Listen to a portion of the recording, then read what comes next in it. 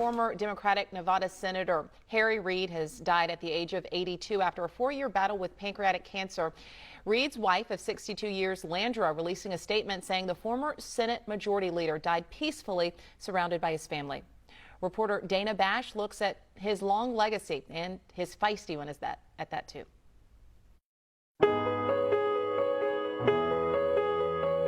He led Democrats in the Senate for a decade, but Reid called one of his proudest accomplishments the impact he had on presidential history, encouraging Barack Obama to run.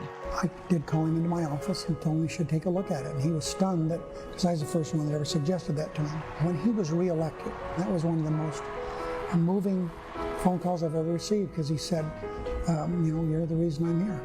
He spearheaded epic legislative battles like Obamacare with a scrappy style he learned during his impoverished childhood.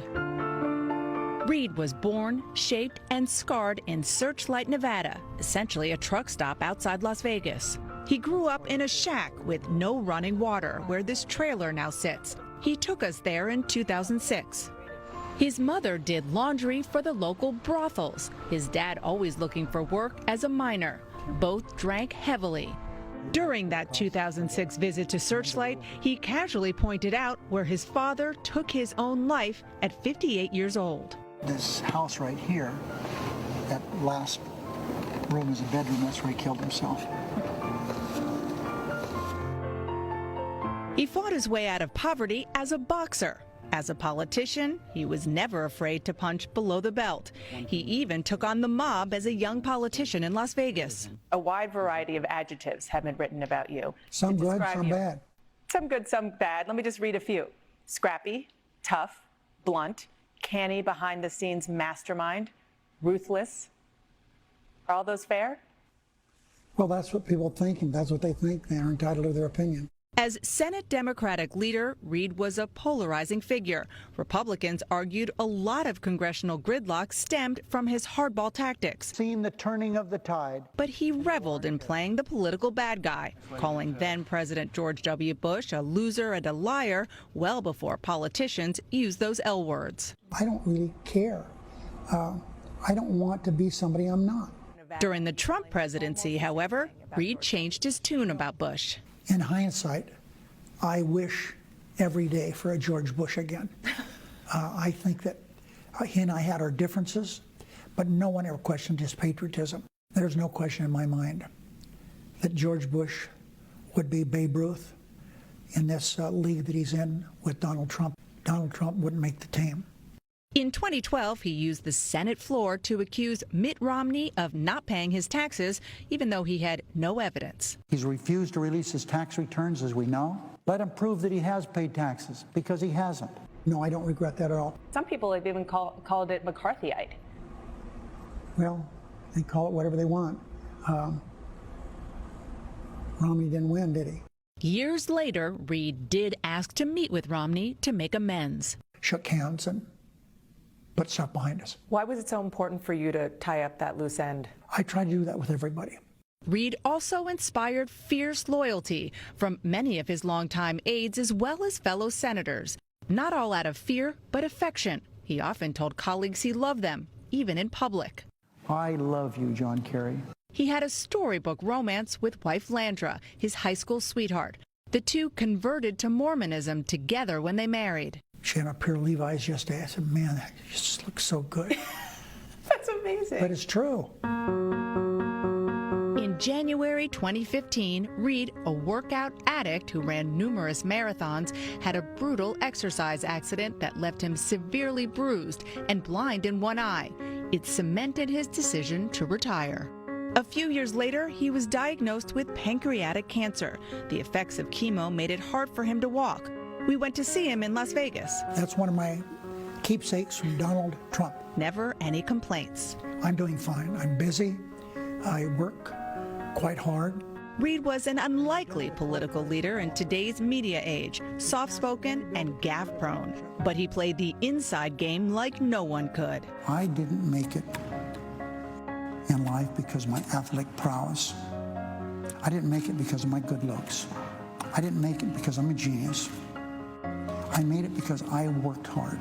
one of the things that I hope that people look back at me and say, if Harry Reid could make it, I can.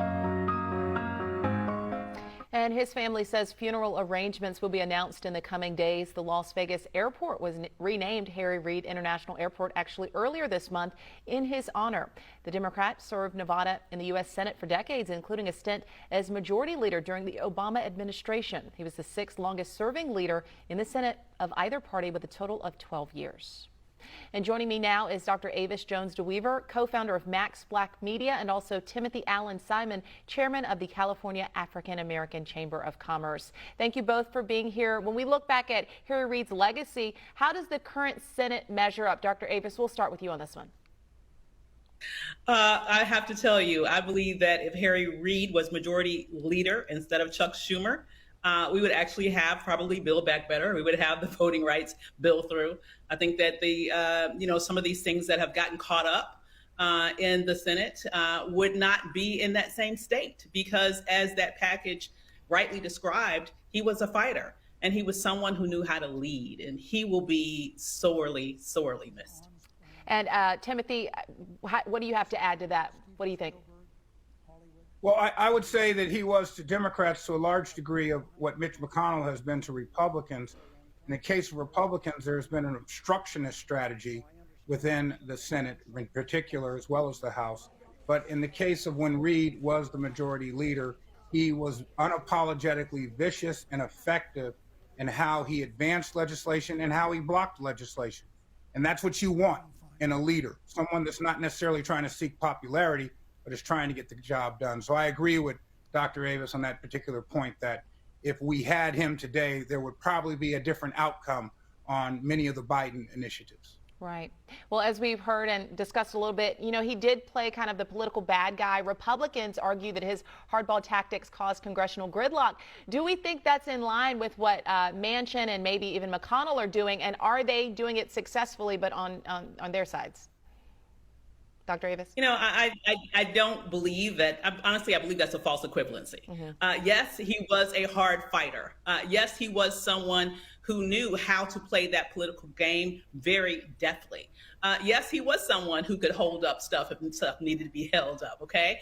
But he was also someone that was very focused on pushing legislation through that would actually help people. And to me, that's the biggest difference between what his leadership looks like and what Mitch McConnell's leadership looks like. Because I cannot tell you any stellar piece of legislation, aside from huge tax cuts for millionaires and billionaires, that Mitch McConnell actually got through during the Trump administration.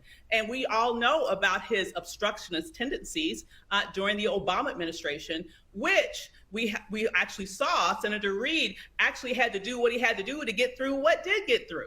And so, to me, the Republicans are saying that to use it as an excuse for them to be able to go onto their obstructionist path and be able to claim that it's not unusual. But it's a lie. It is unusual. It's very different. Right. People over party, or vice versa. That's, I think, what the question comes down to. Well, Timothy, Reid was in favor of busting the filibuster to move on voting rights, yet Schumer won't nix it. Manchin also called him a quintessential public servant, but he's blocking Biden's agenda, which Reid wanted to pass.